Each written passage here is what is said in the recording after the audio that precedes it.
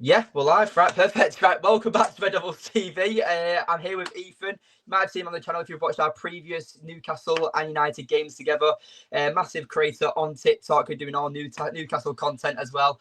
Well, mate, you're much bigger than I am, so it's like Isak and Hoyland, isn't it? It's like they're both strikers, but Oh, I don't know we'll, about we'll that, see lad. how I it don't know goes. about But no, Ethan, welcome back as always. Obviously, this video will be going out on Saturday. We're recording it on the Thursday before the United Europa League game. So we are going to focus pretty much just on Europa League, about Newcastle's season, about everything. But first of all, Ethan, are you still recovering from the hangover of the Carabao Cup win? I knew this was going to come up. And do you know what it is? Genuinely, I'm not going to make a big song and dance about it because, especially you being a Man United fan, you're probably thinking, fuck off, mate. Like, we've won the No, Champions mate, League. Come genuinely. on. But no, it was, mate, it was, it was unbelievable. I actually watched the highlights back this morning when I was having breakfast, just because, again, I have to keep reminding myself that it actually happened. And oh mate, it was the best feeling I've probably ever experienced. Like I always just watch football through the lens of pessimism, and I'd love to just win one trophy, and will it ever happen? Constant anxiety, and oh mate, it was. I definitely wasn't crying. I want to make that clear, but no, mate, it was unbelievable. It was the best feeling in the world, genuinely. Oh mate, I can imagine. Because for me, obviously, I've watched quite a few trophy wins. Hello, I've watched quite a few trophy wins of United. Obviously, since I've been a United fan, but for me, the one that meant the most was that Manchester Derby final last season in the FA Cup, Oh, and that's what made me cry because last season with Eric Ten Hag, it was so miserable, it was so pointless, and it was such a it was just awful. Pretty much, obviously, we lost to yeah. Hughes as well in the third round of the Carabao Cup after winning it. Like, Hughes Oh got your Christ, revenge, yeah. didn't you? So, Jesus, yeah. so obviously it was such a miserable season from the start, from the get go, and winning that FA Cup final was for me. I cried that day because obviously it's against Man City. It was a massive day, and yeah, it was. I know how it feels as a fan to experience something like that. But obviously, we're here to talk about Man United versus Newcastle. It's at St James's Park, which is, I'm gonna say it, and I don't know if you agree, but since Ole Gunnar Solskjaer, I think Newcastle have been United's bogey team. Like, Ole Gunnar Solskjaer, when Newcastle were before the takeover, and I think Steve Bruce was still your manager. Like, you really struggled against United, but since then, since Eric Ten Hag and since Ruben Amorim as well, when you battered us 2-0 at Old Trafford, but when Xerxes got booed off, that was the last time we played each other. Oh Christ, yeah. Like, would you say that that Newcastle a bit of a bogey team for United because you always just seem to get the better of us no matter where we are?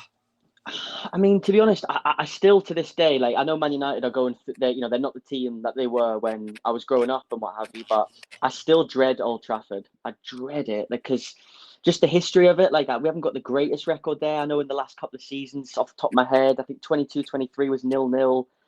The season before that in the league, I can't remember off the top of my head in the league. I feel like we lost it, but I know we beat you guys in late December, early January. But I mean, particularly at home, I do fancy ourselves against Man United. I fancy ourselves against anyone really. But I think, yeah, you're right. Since the last 4 years, I think that the tide's turned a little bit. We probably seem to get the better of you more often than not, if that makes sense. Yeah. So I just remembered. Yeah, you did beat us. It was you beat us 3-2, and I think it was Hoyland scored the winner, and it was a screamer as well. But yeah, like I say, Old Trafford I dread. But St James's, I'm always confident, and yeah, the tide's turned. We seem to get the better of you, so I hope it continues into Sunday. I really hope it does. Yeah, I mean, it will be a big game. Obviously, it's Super Sunday. I mean, Newcastle United are somewhat football rivals. A lot of social media like beef Yeah, at times and stuff. It does seem to get quite heated between the two fan bases. But obviously, it's a given. You've got to ask it. His name's in the title. Is Isak the best striker in the world? I mean, you're the Newcastle fan. You watch him week in, week out. What are your thoughts on Isak? What are my thoughts on Isak? How long have you got? I mean, no, I think he's the best striker in the world. I mean, who's up there? So you've got Haaland, obviously Kane's getting on, but he's still in the conversation. Mbappe goes without saying, obviously Gyökeres. I think Osimhen being in Turkey's kind of removed himself from that conversation a little bit. I'm gonna, of course, back it because I think Haaland's the main one that you'd compare it to. Haaland's got the goal scoring record; he's a freak, but I think Isak has far more to his game on a technical basis, I will say. Yeah. You know, he's even a bit more. What's the word? He's a bit where he can play out wide. I wouldn't recommend it. I would always want him to play centrally, but he can drift out wide as well. He can obviously Versatile, yeah. exactly versatile. Exactly, yeah. Obviously, he runs the channels more than what Haaland would do, but Haaland is probably the best finisher in the world. But I would say personally, Isak right now is probably the most complete and therefore maybe the best striker. And I think even if you just look at his price tag, like he's a player now who's getting. He's getting 20 league goals consecutively for Newcastle in the league. Like, Shearer didn't even do that in his Yeah. absolute pomp. Obviously, different league and stuff. The game was different back then, but you know, I wouldn't even. Isak's got 3 years left on his deal. For what it's worth, I don't think he's going to leave this summer. But I don't think the Saudis would even open a message unless they said 150 million. I don't even think they would consider it. Yeah, it's got to have at least nine digits on it. Like it's I would be disappointed with 150 million because you're never going to replace him. So just keep him. Just do. So you value him that highly, then yeah. Like listen. Is any human being who kicks a football worth 150 million? No. But we're talking about the context of the current market, and you factor in a few things. One, he's irreplaceable. Two, he's Premier League proven. Three, he probably is the best striker on current form right now. I think the big thing is getting European football, because I think Europa League would just about be enough to keep him. Champions League goes without saying. And I think if we get Champions League, it's one of them things where, you know, you can look to extend his deal because you can look to offer more money. And I think I was saying this to my friend the other day. It's slightly off topic, but it does involve Isak. Eddie Howe is a manager that I would not replace. I wouldn't replace him with anyone in the world because I love everything about him. And I think especially when you consider where he's come from. I know Stavely used to say, like, oh, he's going to be our Sir Alex. I don't think there's ever going to be a Sir Alex again. You know, like a 26-year tenure at a club and what have you. But you look at Eddie Howe, and Eddie Howe is a manager who has pull. He can pull players like Lloyd Kelly on a free. He's got that sort of pull. But Isak, him as an entity, he will attract players from Europe because they want to play with him. So I think he's got that star power and that star quality, as well as being the best striker in the world. That is such an important asset to us. So he's irreplaceable, and I think they should throw any amount of money they possibly can to keep him, because he's going to go down in Newcastle folklore, Newcastle legend. He'll have a statue if he stays for another 5 years. Do you know what I mean? Yeah, I completely get what you mean. Yeah, like there's also a question, because I had an unpopular opinion. I was on Total Sport Radio Manchester a couple of nights ago, and they asked me what was my most controversial footballing opinion. Now I've got quite a few, but I decided to say about how I think that Bruno Fernandes is more important to United than Salah is for Liverpool. Now, obviously, asking you that question, is Isak more important to Newcastle than Salah is for Liverpool, in your opinion? That's mental. That's a crazy question. It's a hard question because I think you have to think about the context of it. Liverpool in the past sort of, let's say, decade, like basically when Klopp came in, obviously when he brought Mane through the door, I think they've been very lucky in the sense that they've had superstars in midfield, defence, obviously Alisson, best keeper in the world. So let's go for it. Is Salah a better player and will go down as a Premier League legend more so than Isak right now? Of course, like his numbers are nuts. He's a player he's not one of them players that gets me he doesn't get me on the edge of my seat. I think Isak's one of them players that will get a neutral fan on the edge of their seat, if that makes sense. Salah's a goal scorer predominantly. I think there's a case to be made. I do think Salah is probably the best Liverpool player in their history. I can't talk about the 70s and 80s. I didn't watch it. But in my lifetime, in the 26 years I've been alive, I think Salah is definitely the best Liverpool player. So I'd probably, to be honest with you, I'd probably have to say Salah's more important, but I want to say Isak. You know what I mean? It's tough. Exactly, because the thing is that it's how you value him to your club. Like that's why I said Bruno Fernandes to me is a lot more important to United, because I get what you mean by that. Right, because without Bruno, United getting relegated this season. Like if you take away all the numbers and the stats and what Bruno brings to the club, like United getting relegated this season. Where with Liverpool, it's like I just look at the likes of Cody Gakpo, double figures in goals and assists. Darwin Núñez, even though he's a bit of a donkey, like he still scores goals. Like even like you've got Harvey Elliott as well, and Trent Alexander-Arnold and Van Dijk. Like even Jota scores goals. Even Jota as well. Like and Szoboszlai and Gravenberch and all these players. Like I feel like if you take Salah out of the team of Liverpool, yeah, they struggle and they probably don't win the league this season.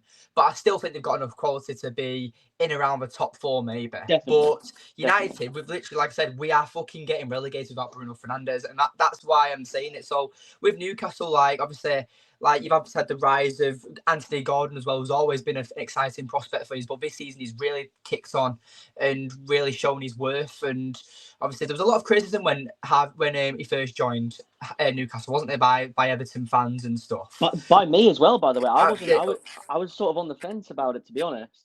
Yeah, because he wasn't really proven, was he? He was just an exciting English winger, wasn't he? But Exactly. Obviously, I want to talk about him as well. Jacob Murphy, like he's been at your club for so long now, hasn't he? Like, was it Rafa Benitez who brought him in? Is that right? It was Benitez. The summer of 2017, we'd just come up from the Championship. There you are, then. So it's like he's been with you for such a long journey. Like how because a lot of people don't value him as a good player, but he's just recently he's been doing my FPL wonders. Like, I transferred him about 4 weeks ago, and he's just the odd 6 or 7 points he's been getting me. I'm I'm now second in my league because of him. So... and I think Murphy as well. Like, sorry, I didn't. He didn't actually finish the question. What I will say is he saved my FPL as well. I've had him in for months, and there's a key reason for that. And I think it maybe leads into what I was about to say. Like, Murphy's a player who, admittedly came. I'm not gonna sit here and lie and bullshit you. He's a player of limited quality, and I'm well aware of that. But I think Murphy's rise and Murphy's sort of contribution to the team this year in particular, I think even the back end of last season and what have you. And there's been moments where he's been good and he's contributed and what have you. But I think this season as well, I think it's two things. One, I think it's a true testament to him, his love for the club, his determination to get better. But you have to couple that. Every time you see a player that's been there for a while, you have to go back to the coach. Eddie Howe must be doing something with him. He must be doing something. He must be coaching him in a way where we're getting the best out of him every single week. Like I say, what's his market value? 20 million? It's nothing. Do you know what I mean? Like, he's a player who, on his day, and he suits our system now. He's a player who's probably playing at the level of maybe he's a Wolves or something. I don't mean that to be disrespectful, but he's a very limited player. And mate, he's been unbelievable this season. And he hasn't got any competition with Almiron leaving. He hasn't got any competition for his place. And now that could make a player be lazy. That could make them go, sod this. I'm going to play every week anyway. I don't give a shit. But he hasn't. He's been, if you take away Isak and, for me personally, Dan Burn, he's been our best player this year by far. Like, I read the stat, and I'm going to butcher it a bit. He's since December 1st, I think it is. He's third in the league behind Salah and Isak for goals and assists. That's nuts. Yeah, it's mental. Like, it's crazy, mate. It's like.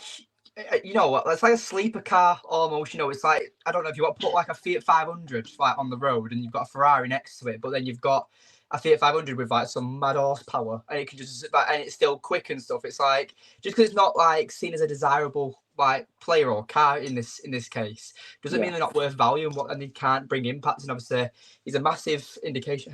He's a massive indication to the likes of Newcastle with what he's brought to you. Because no doubt, if you get Champions League football for next season, you'll definitely be looking at that performance from Murphy, that performance from Gordon, that performance from Isak, that interception from Joe Linton, that screamer from Tonali. Like, you look at it and you're like, all these players have a role, and it's like Declan Rice performance against Real Madrid, scoring them. I mean, did you see them free kicks? They were just absolutely unbelievable. Like, if Arsenal somehow go and win the Champions League this season, if bearing in mind it's their first one, that Declan Rice free kick will be replayed over and over and over again, because that's what led them to beating Real Madrid and possibly going on to win the competition. 100%. Now, I don't think they'll do it. I feel like Barcelona are winning it because they're absolutely unstoppable. But obviously, I even though I'm not fond of Arsenal, I think the fan base are absolute crybabies and absolute whinge bags. But at the same time, it's like, You've got to watching an English team doing well. Like when West Ham won the Conference League, I was over the moon for them because it's it's an English team doing well. And obviously, I don't know if you've seen it, but I think there's something with the way the Champions League format is that England are currently top in the rankings of clubs, so it's now 5 places in the Premier League for Champions League spots. So you look at it and you're like, all right, well, maybe top 4, but top 5 maybe for the likes of Newcastle. Like, is Champions League the be all and end all, or do you just want to be in Europe next season? I always said, and I've always discussed this with family members and stuff, give me a Carabao Cup and 16th in the league, I'm sorted. I'm fine. Yeah. But now it's that thing. It's a couple of things. Now it's like, okay, we've won the cup. That's amazing. These players will go down. And I know it sounds corny. I know it sounds daft, but they will go down as legends. They will. You know what I mean? It's as simple as that. Um, but it's one of them things where like let's carry this momentum on. Especially that fifth place is a gift. It's the first time it's happened in the Prem, as far as I'm aware. Yeah, I think I so. think Yeah. so. Dude, that's a gift. Like we have to go for that, and I think it's important that we get that. Not, I'm happy with Europa League. I'm happy with Conference League. I don't give a shit really. But what I will say is, if we want to take this into the next phase, obviously the takeover's been we blew a load of money at the start. PSR's restricted us and what have you. So we're kind of at like a standstill, like a stopping point now, where it's like, where are we going to go from here?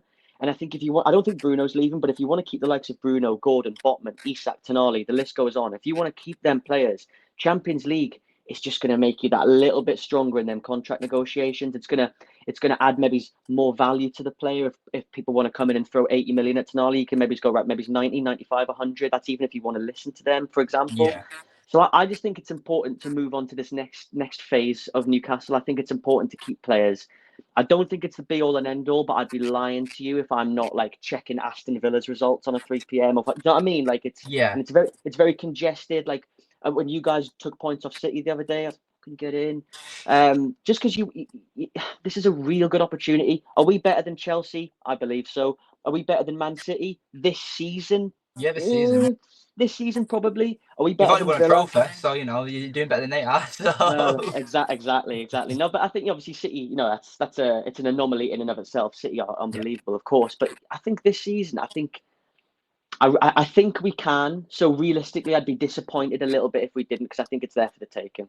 Yeah, mate. Honestly, I think you'll get it as well because obviously a lot of Newcastle fans that I know like talk about that night in Paris in that first Champions League run, like. But some of them say that's their favourite ever Newcastle game. Obviously, I'm pretty sure the Carabao Cup final now is probably Yeah, definitely the second favourites now, now. second, yeah. It's second now, but at the same time, you look at it and you're like, that's what makes the Champions League brilliant. And I think with like it being now a league format and not a group stage, you can kind of get away with losing the game and maybe drawing a game and stuff because you'll still rack up points through doing that.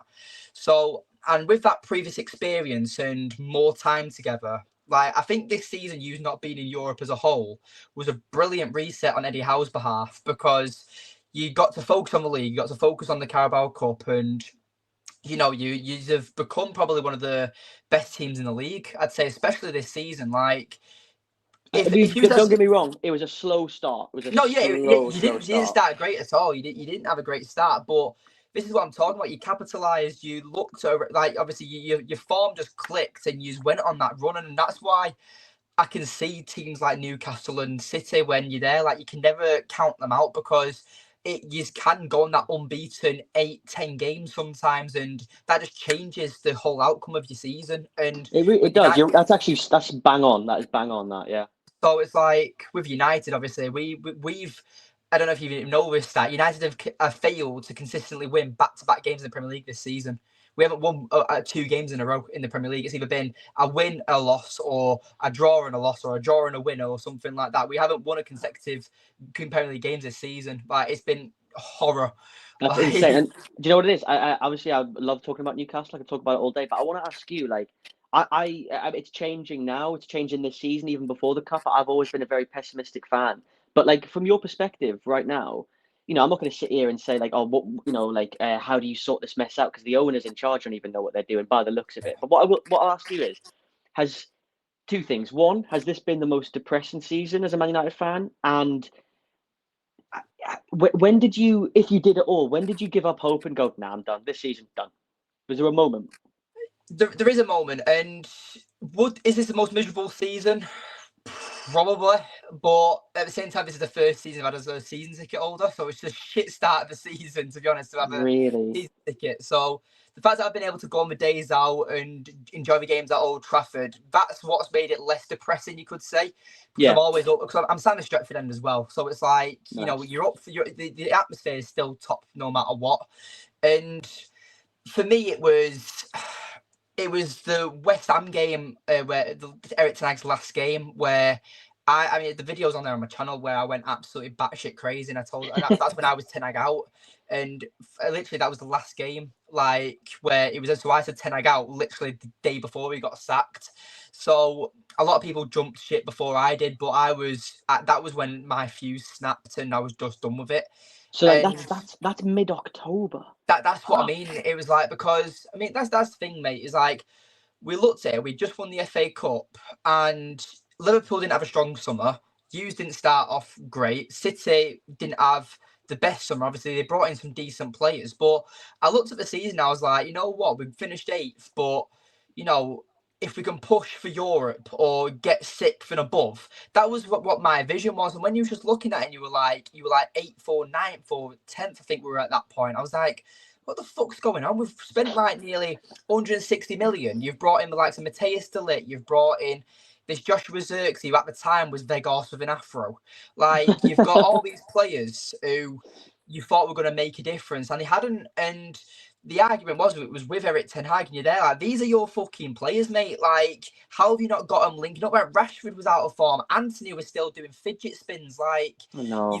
Honestly, mate, and obviously, you look at what they've gone on to do now on their loan spells. Rashford at Villa, you know, Anthony at Real Betis, and you know what, they're doing all right. Anthony's doing better than Rashford, but it's no competition. But Ruben Amorim didn't want them, and the players have actually proven Ruben Amorim right by proving him wrong. So Amorim's practically gone to them, you know, you aren't good enough. I don't want you in my team. So they've had that motivation to be like, you know what, I'm going to show you up. I am going to perform that extra bet. I am going to make that extra run. I'm going to do that extra training session. But in the long goal, they've proved him right, because why can't they do that for United? Like, you look at what Anthony's doing with the confidence and the speed he's playing. Anthony's never ran that fast for Manchester United. Rashford's never tracked back and pressed like he has done for Aston Villa. And that's why, even though they've proved Amorim wrong in their performances, they've proved him right in the mentality and what type of players they are. And for me, it was like, it sounds daft, but when Ruben Amorim came in, I kind of like blanked out what had happened under Erik ten Hag, and I started it like, I was like, all right, our new season starts from here. And obviously, we just haven't been able to get out of the rut of below half of the table. But with the way that we've progressed, I mean, I was asked this. I had Jay Motta on the channel, and he's asked me, how do I think United have improved? And I said to him that, you know what, if you look at the first game against Ipswich, where we drew 1-1 in Amorim's first game, we scored in like the first minute or something, and everyone's there off the feet like, oh, this is the Rashford. new start Was it of the Rashford? season. Yeah, it was Rashford who scored the first goal, funny enough. Amad Diallo crossed the ball in. And then you're looking at it, you're like, first goal in a minute, Ruben Amorim era is here. And then obviously we draw 1-1. It was like a great start. But then obviously it ended sourly. And that's how how the season's gone. There's been quite a few ups, but there's been more downs than ups. And that's why, you know what, I wouldn't say the October. The October's when I was done with ten Hag, obviously, when he got sacked. But I'd probably say it was... It's hard to say, because with the league, you're looking at it and you're like, I can't really pinpoint a performance where, because you know what, it feels like United have been stuck in 13th the entire season. Like, at the start of the season, we were first place. Like, because we played on the Friday, we were the first game of the Premier League season. We beat Fulham 1-0. It's like I still have that as my background on my phone at the moment. Like, it's just like good times, good memories. But I look at it and I'm like, I actually can't give you a solid answer like of what game drove me to. But doesn't that just speaks volumes of the season? You can't even pin it down. You're just like, it's just been... and that's what I mean. It's like, you look at the game against Liverpool at Anfield, or you look at the game against City at the Etihad, where we've gone and actually done well against big teams. Even at Arsenal, Arsenal in the FA Cup away. Yeah, that's what I mean. It's like, so we have had decent games under Amorim, but like I said, because this season's been so long, we've had 3 different managers this season. Obviously, we had ten Hag at the start of the season. We had Ruud van Nistelrooy as interim manager, who's fucked it with Leicester, and then Ruben Amorim as well. Like, we've had 3 managers this season. You're there, like, it's been such a long few months. Like, that's what I mean. It's like too much has happened for me to actually pinpoint where I actually started giving up. But you know, it's like, I still believe we could possibly get 10th, but it sounds daft when you say it out loud. Like, I believe we can get 10th. Like, at the end of the day, I just feel like that it's the Europa League or nothing. And obviously, like, we've got the game tonight against Lyon. And for me, that's our only chance of somewhat saving this miserable season. Yeah, I think, But and probably to be honest, Spurs are probably thinking the same thing as well. That'd be a good exactly. final, by the way. Are you guys I know it's Premier League only sort of thing, but like, could Spurs and Man United meet in the final, or are you on same side of the draw? No, yeah, it would be a final if both teams make it there, because we're on opposite sides of the table. That So would be amazing. it wouldn't be, because we haven't defeated Spurs since Andrew Postecoglou's been their manager. Really? Under Ten Hag and Amorim, we haven't beat Spurs. So it's like, I'd be shitting myself. I mean, you'd like Jesus. to think that, oh, it's Spurs, they might bottle it, but that'll be probably their only game, especially where Timo Werner goes on and scores the winner or something. Like, it'd be Oh, something daft like that. can you But imagine that?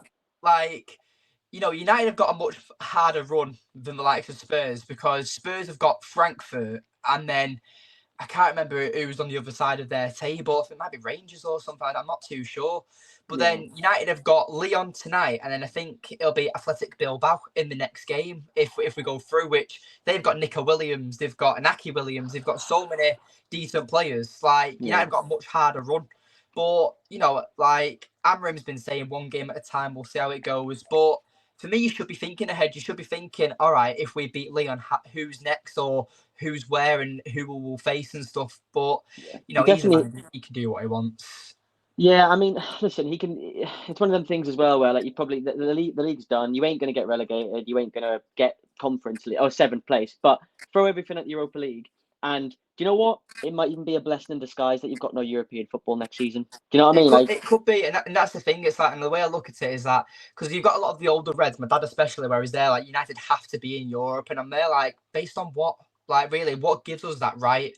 The right gives us 20 years ago under Sir Alex Ferguson. United should always be in Europe 20 years ago. But not being funny, you look at it now and you're like, we have no right to say we belong in Europe, because I'm not being funny. No one deserves a European space. You have to earn it, and that's why I'm saying that.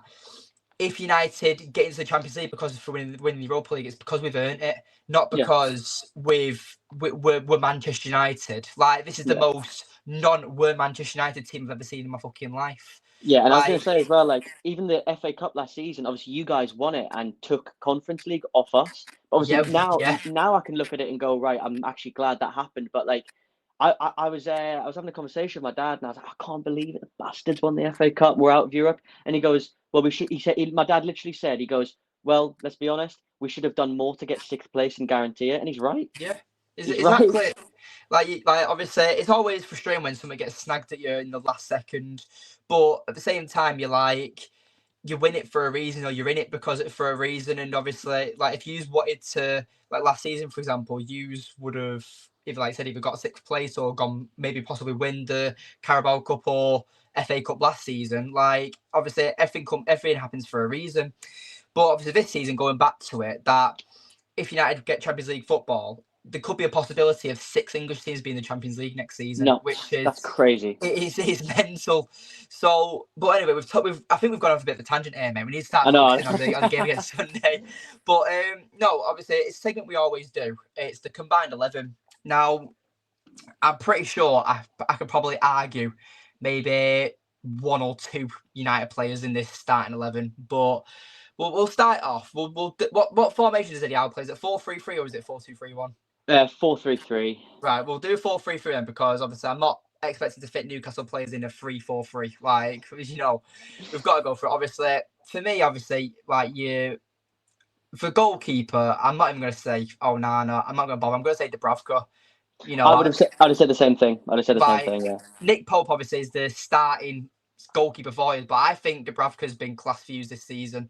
Like, he has. He was unlucky not to start in the final. I know Nick Pope. I like Nick Pope. I think being honest, I'd like us to replace Nick Pope, and Nick Pope be our number 2. Maybe get someone like a James Trafford or something. I like Nick Pope, but Dubravka's definitely had the better season without a doubt. Yeah, definitely.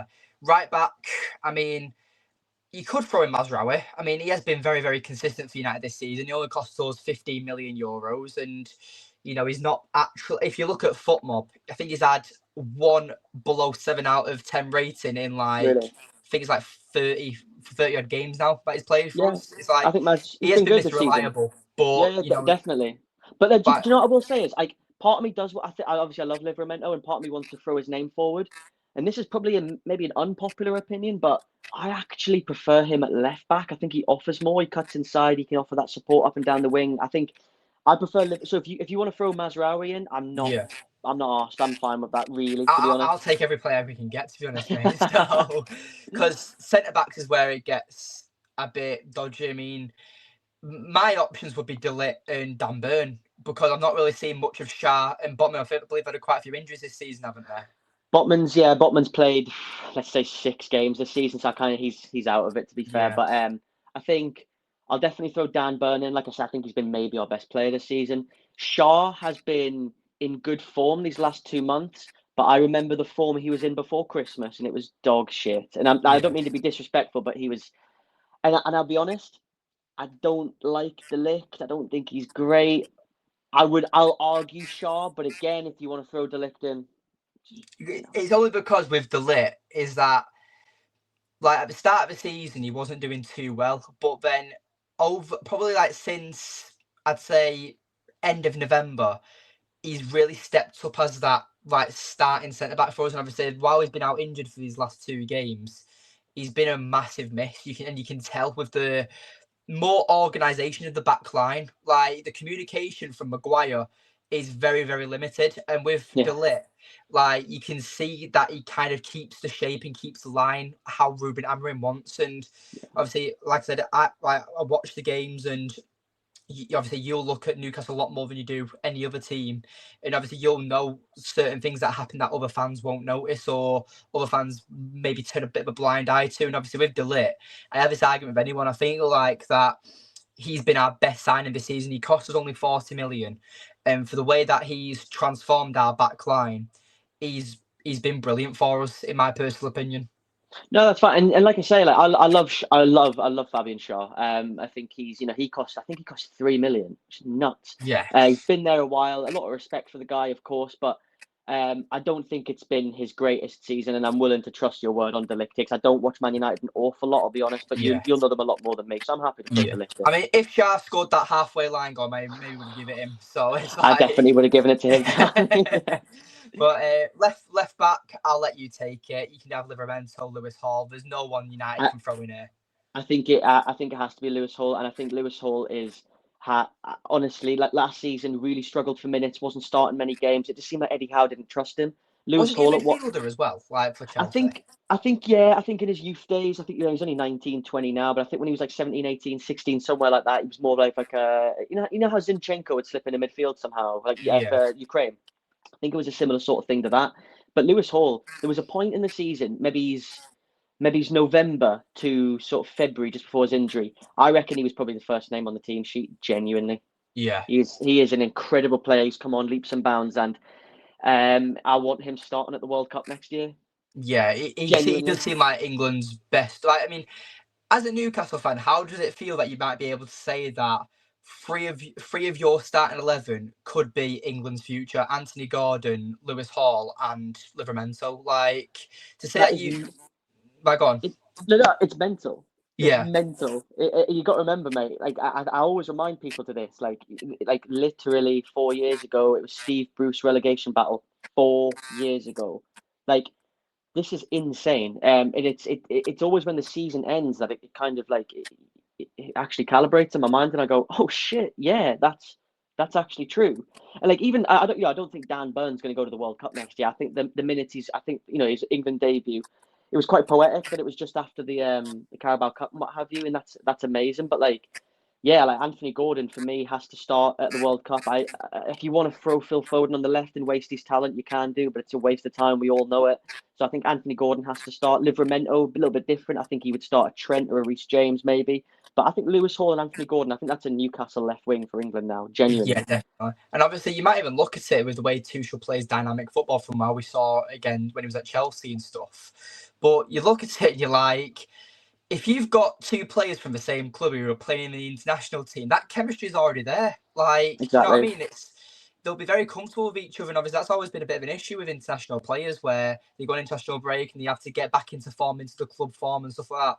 Where with Hall and Gordon, if they do become England's starting left side, they'll just that chemistry might even do use good because they're playing even more together. And Exactly. That's a really good point, actually. And it goes back to, like, you look at England a few years ago, it was Shaw and Rashford on that left yeah, side, wasn't it? So, like, it's crazy. I think you're right. I think, especially with them both being young, Anthony Gordon being a little bit older, I think, I think it's only gonna do them good. But to be honest with you, I obviously love watching England at tournaments and whatever. But whenever Newcastle players play for England, I'm just like, please don't get injured. I just can't yeah, be arsed. I can't be arsed for it. Gordon did get injured recently, so yeah, I want them both starting at the World Cup because the world. I mean, imagine from my perspective, if like Anthony Gordon got an assist or a goal in the World Cup final.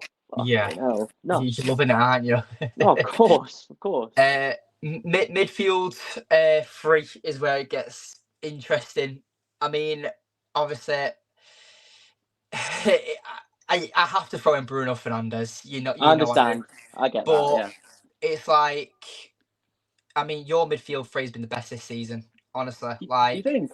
honestly, use it like fuck Liverpool for starters because of scousers. But first of all, it's like I do not believe that McAllister and Gravenberch are mint. Szoboszlai sort of come into decent form now.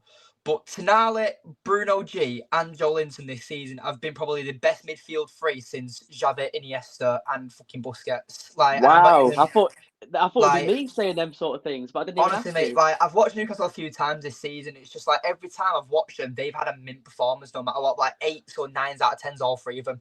Yeah, and I think particularly, and you've probably seen this a lot online. So I'm sorry to keep, like, if I'm repeating it, you probably have heard this a bunch. But I think two things. The one thing that you've heard a lot probably is that it all changed when you drop. Remember at the start, like before his ban, Tonali and Bruno would play in the 6 and Tonali would play in the 8. It wasn't working.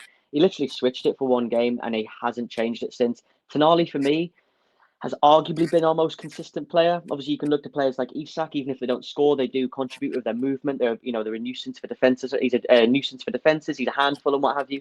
But Tonali, mate, I'm being serious. I'm being deadly serious here. I haven't seen him have a bad game. I've seen him give the ball away, but you know what I've seen? I've seen him 2 seconds later. Not even that. He reacts straight away and he's onto it and he's chasing it. He's a machine.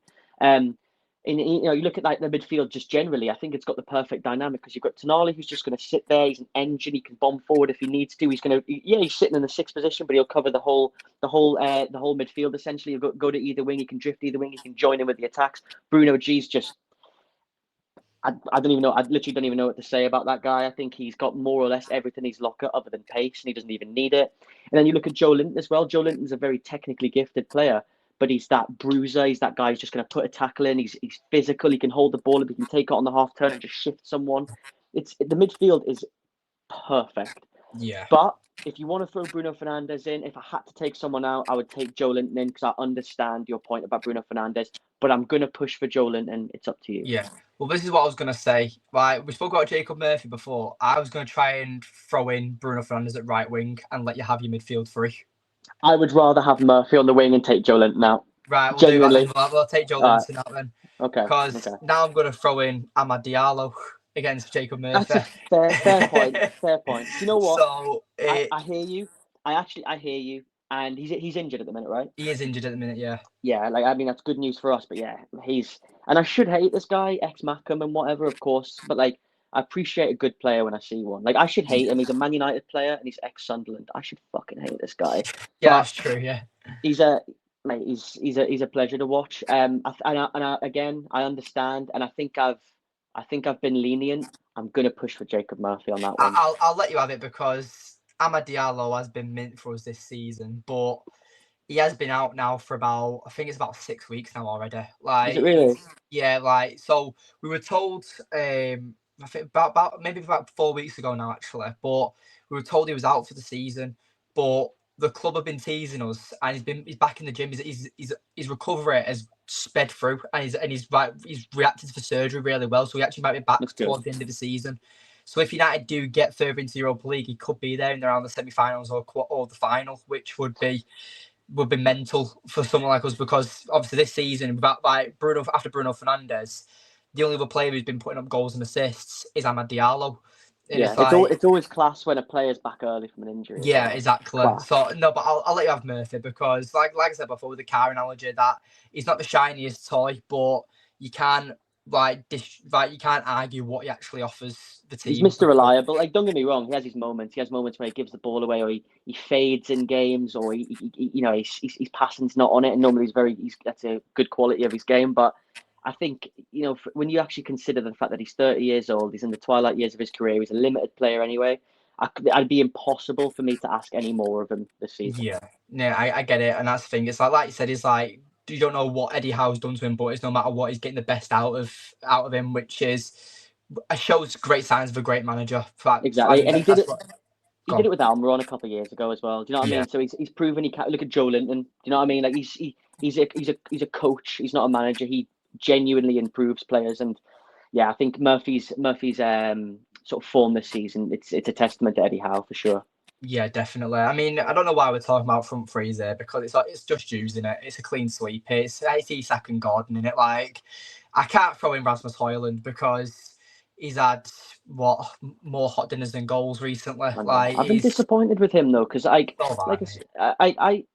looked at him last season, and I know it took him a while to score and what have you, but like I from what I could see anyway, I was like, oh, this is like raw talent. I know he's wearing the number 9 shirt now, but he was the number 9 for Man United, the biggest club in the world, coming to the Prem 2021, whatever it was. Like, you give him that first season off and you go, you know what, like, he's a kid. Let's not write him off, sort of thing. He's been appalling, mate, and it's really disappointing because you can see there's quality there. There's raw. When I was at the City game last week, there was a moment where I think it was either Garnacho or Dorgu had the ball on the left flank, and Højlund was on the edge of the box, made his run, and just carried on going straight towards the goalkeeper and just didn't move to his left or right for the ball. And literally, I was staring at him and I'm like, because that's why I can't remember who actually had the ball. Because I was just watching him, like, what the fuck is he doing? Like, at no point did he actually turn his head to look where the ball was going. He just ran towards the keeper. And I'm like, what? Like, yeah, like Forrest Gump. And I'm like, what the fuck are you doing, mate? Like, yeah. But then that could be confidence. That could be I don't know what your opinion is on Garnacho. I think he hasn't had, and then Diallo's a kid as well. Like, I think if he had competent wingers either side of him, maybe it'd be a different story. But I'm not a massive fan of Garnacho personally. I don't think he's good enough to play for Man United. Genuinely. You're not the only one that said that, and a lot of United fans have said that. Like, he is very frustrating to watch, but it's like he'll have that moment like where he'll beat 3 players at once, or he'll score top bins, or fucking score an overhead kick or something.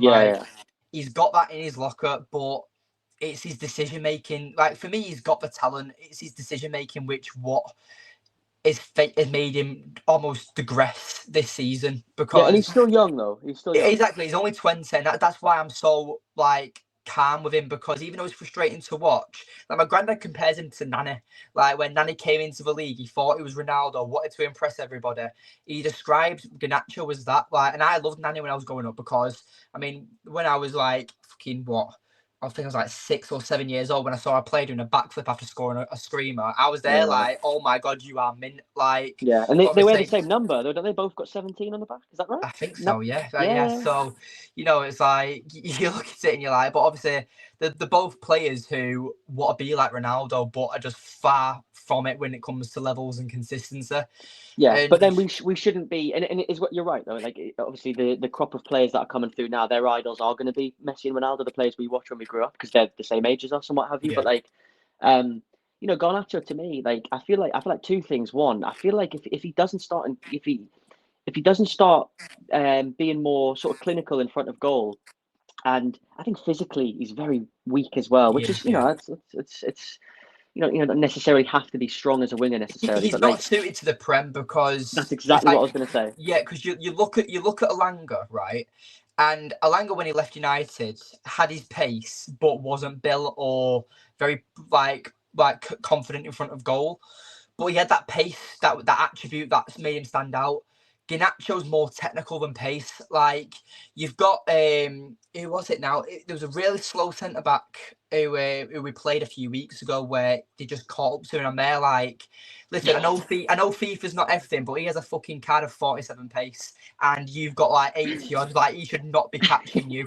Like, I know FIFA shouldn't like accumulate football, but you're looking at it, you're like, I know use what your you mean. fucking legs, run for it, like. Yeah. But the ball, like, he doesn't like run onto it, like I think it's like Gordon. Like Gordon will take a heavy touch and run after the ball, but like Yeah. you know he's got the pace to beat a fullback or beat a defender. Garnacho doesn't have that. Garnacho likes to take him on, stand off him, and then drop the shoulder and try and get past him that way. But he doesn't have the pace or physicality to get past him. Yeah, And he seems like a luxury player. Is that unfair?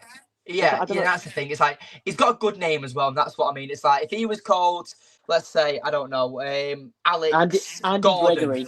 Let's say Alex Gordon from United's academy, and he was English. I can guarantee he'd be out of the team by now. Like he wouldn't be this luxury player. Like he's got the nice name, he's got the passport of being Argentinian and stuff like that. Like I said, he is a bit of a luxury player, and even though, like, I don't want him to go because I think he will be a top player for us one day. I think that if you're looking out of Mainu and Garnacho, and which one you're going to sell in the summer if we have to, if we don't make Champions League football next season to raise some funds, I would much rather us get rid of Garnacho than Mainu. Oh, that's without. I couldn't agree more. And I was actually I wrote this down. I was gonna ask you, what the fuck has happened to Kobbie Mainoo? Injuries, bro. It's Is it literally, really? it's literally he's had the same injury about 3 times this season. It's not I been miss good. watching him so much. Me Honestly. too, mate. He's back in training. He's back in training for tonight's game against Lyon, which I don't think he'll start because Amorim, since this injury crisis, has been very patient with his players coming back from injury. He might see Mainu off the bench, but there was a lot of times this season where Amorim was trying to find Mainu's best position, and it seems as that advanced 10.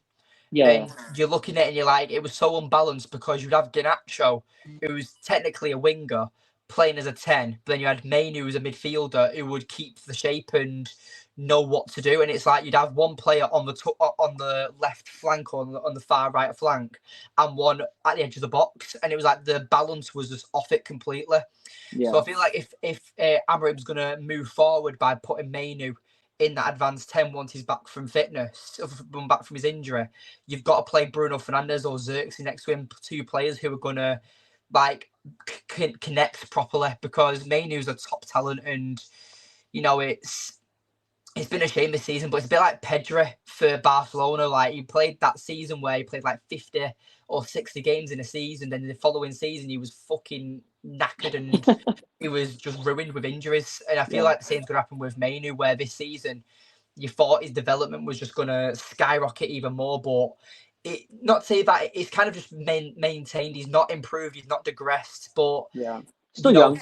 That's what I mean. It's like, and next season, there's always next season for him because he's got that age on his side to improve next season. But I just hope that it's also the same with Mason Mount and Amad Diallo when they're back as well, and Luke Shaw, that if you want to end the season in a positive, you want to try and keep all your players fit. Like, and that's all I want. Yeah, and do you know what it is? Like, listen, part of me wants Man United to sell all their players, I'll be honest. But I think, like, on a serious note, though, like, you cannot let him go. Kobbie Mainoo, you can't. He is, you know what it is? Like, you said the advanced, number 10 is probably his best position, and I agree. But if not, slip him in the 8. If not, slip him in the 6. He is... Do you know what? I wouldn't say I would kill for a player like that at Newcastle because I'm very happy with the midfield, but it's like he changed the Euros last year. Do you remember he slipped him in the midfield? He changed everything. He did, yeah. And that's the thing. It's like that was supposed to be Bellingham's tournament, if you remember, like all the hype around him. And Cole Palmer and Mainu, after being on the bench for practically every game, when they got their opportunity, they just changed the game. And that Euros final where Cole Palmer scored the equaliser, and we all thought it was coming home, and we were all going absolutely mental. And Mainu as well in that midfield, they just dominated. And obviously Bellingham did really well in that tournament, don't get me wrong, but that tournament was Mainu's and Cole Palmer's with the impacts they brought. Definitely. Palmer's impact kind of reminded me of Grealish in the 21 Euros. Remember when everyone was asking him to play and he eventually started, he changed everything. I think it's mental that the fans knew more than Gareth Southgate at times. That is nuts. Exactly.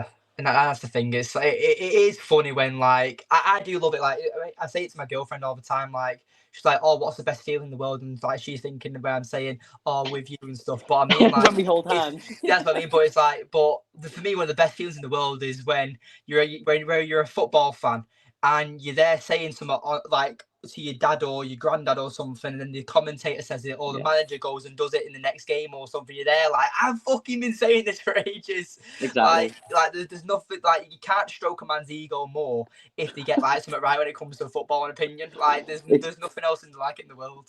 Painfully true, because I used to hate it when my dad used to do it, and he'd be like, "See, I should." Yeah, and it's like, off, honestly, but it's true. No, it's true. Yeah, but obviously ending the combined 11, obviously it's going to be Anthony Gordon and Alexander Isak. I mean, like you said, Dan Burns, you've been probably your best player this season. But who's been your best forward? Is it Isak or is it Gordon? Isak for sure. I think Gordon. I mean, the start of the season, he was pathetic at times. Really, he was slow in. One thing I always pride Anthony Gordon's performances on is obviously the goals and assists. He scored against every Big Six club last year, at home. Sorry, and he turns up for big games clearly with that stat. And I always prided him on, if he doesn't score an assist or if he's not making anything happen, the bare minimum he offers every time is he works hard off the ball. And at the start of the season, he wasn't doing it, and I was like, this isn't even funny actually. Like that's the I can always rely on you, bare minimum, grafting your bollocks off, trying to win the ball back. Even if you fuck up, I don't care because you're going to put the effort in. And then he got his contract, and then all of a sudden he was playing well again. Yeah. So yeah, I think Isak, and he had a slow start as well, but his numbers are crazy. He is a player who deserves to be playing at the top level, and what I mean by that is Champions League. And he's 20 league goals this season in about, I think he's made about 28 appearances, 29 appearances. It's insane. Plays for Newcastle. Do you know what I mean? Like we're not a Big Six club. I always say we're a big club, but like I have to humble myself and go, we're a big club because we're a one club city. We're not a big club, and he's doing it. If he was doing that, you look at like at Watkins last season. Obviously, Villa are a bigger club than us, but like he was hitting 20 goals last season. He was getting in the England squad. Like if Isak was English, he'd be starting for the next decade.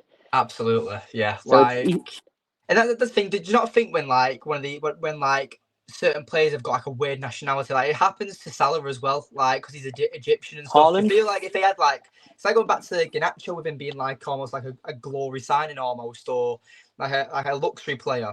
Like, do you think if he had like a better, it sounds to have a better passport, but like a more like admirable passport, you could say, if they had different nationality. Let's say if Isak was German, for example, or something like that, like French. Do you know what I mean? It's like you'd be looking at that, or if I don't know, if because let's say Salah was Spanish or something like that. Do you know what I mean? It's like, or French. You look at it and you're like, fucking hell, like he's like winning the Ballon d'Or no matter what. Like, yeah, no, it's true. It's true. Like you can even point the finger to like Odegaard as well for Norway, and it sounds so disrespectful. But like, let's be honest here. Norway aren't going to win the World Cup. They're not. No. But if he played for, like you say, if Odegaard played for Germany, not that they need any more midfielders, but you get my point. And I'm extrapolating. Musiala of Wirtz and Odegaard in a midfield. It's like you're creating 100 chances a game.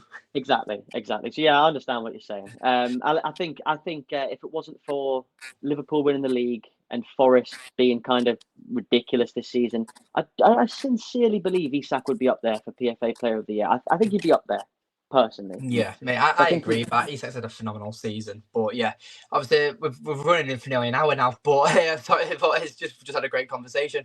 But obviously last part of the video as well. Score predictions. I mean, I don't see how United win this one. Newcastle have got so much to fight for that European spot, as we spoke about a few times during this video. So, if United put up somewhat of a fight and no one gets injured and Amorim rests some players and we focus on Europa League, I don't really care. It's like I said in the video, I don't really care about Premier League anymore. So, it's starting a team where you can limit injuries, not really push for too much. I'd probably say 3-1 Newcastle personally. I get that, and to be honest with you, with you guys playing tonight and us having like more or less a week off and what have you, and being in the form that we're in, with it being at St James's Park, Super Sunday, the cameras, the whole world's going to be watching, whatever, or the whole country, I should say. Yeah, I mean, part of me's thinking it's going to be a draw. That's just my pessimism. I think if I was being honest and like what I actually think is going to happen, I think Man United will come and try and frustrate us. I think they'll try and catch us on the counter. I think we'll have a lot of the ball. And I think sometimes we struggle when teams come and, sort of sit back and we struggle to break them down. The crowd gets frustrated. The crowd quiets down, sort of thing. If I had to put money on it to save my life, I'd probably say 2-0 Newcastle. Yeah, that's fine. It's like I'm just hoping for like a Bruno Fernandes penalty. To be honest, like, that's But all that's we're what I fucking mean. doing to get a score. That's what I mean. It's like it could happen. It could happen. It could, but it's like, I mean, you watch Rasmus Højlund will score a hat trick now, won't he? Or Garnacho will score a Garnacho or something. will score. Like, we'll see. He will. We'll see what happens. Yeah. But no, honestly, mate, I appreciate it so much. It feels like we've not never been back apart. I've not spoken God knows how long, but no, I've enjoyed this, mate. I've really enjoyed it. Me too, pal. But honestly, thank you for watching, everyone, as well. If you made it far into the video, it has been 55 minutes, so I don't expect everyone to watch this long of a video. But yeah, if you made it far into the video, thank you for watching. I'll see you in the next one, and leave your comments down below on your predictions for United versus Newcastle. Thanks for watching, and I'll see you in the next one.